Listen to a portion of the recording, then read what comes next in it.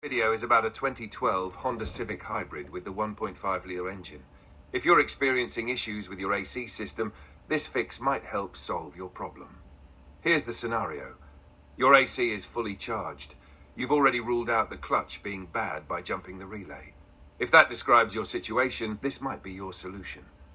To fix the issue, you have a few options. 1. Replace the internal thermal protection switch. 2. Replace the entire compressor, which can be expensive, especially for a hybrid. 3. Or you can do what I did, bypass the thermal protection switch. While bypassing comes with the risk of overheating, it turned out to be the easiest and most cost-effective solution for me. The fix. Here's how you can bypass the clutch thermal sensor. 1. Locate the 2 sets of wires coming from the AC compressor. Top wires. These control the clutch itself. Do not cut these. Side wires. Look for 2 black wires coming out of the side of the compressor. 2. Tie the 2 black wires together. You can use a simple wire nut, but I recommend a Wago wire connector for ease and reliability. And that's it. The bypass is complete. Context. Let me provide some background on this issue. The AC compressor in this vehicle has a built-in electric motor.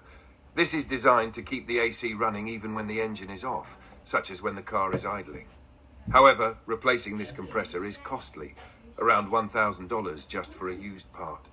In my case, the compressor had already been replaced by insurance after an accident in 2020. But by 2024, the AC failed again. Here's what happened. 1. I took it to a mechanic, and they discovered the system only had 2 oz of R134 refrigerant instead of the required 15 oz. They refilled it. 2. After refilling, they determined that the internal thermal protection sensor was faulty. Their solution? Replace the entire compressor for nearly $3,000. I declined the repair and took my car back. When I asked the mechanic about bypassing the sensor, they admitted they had already bypassed it temporarily to test the system, but their shop didn't offer that as a permanent solution. So I decided to take the risk myself. Important notes. Risk of overheating. Bypassing the thermal protection switch comes with risks. If the compressor overheats, it could fail or, in rare cases, catch fire. Low refrigerant issue.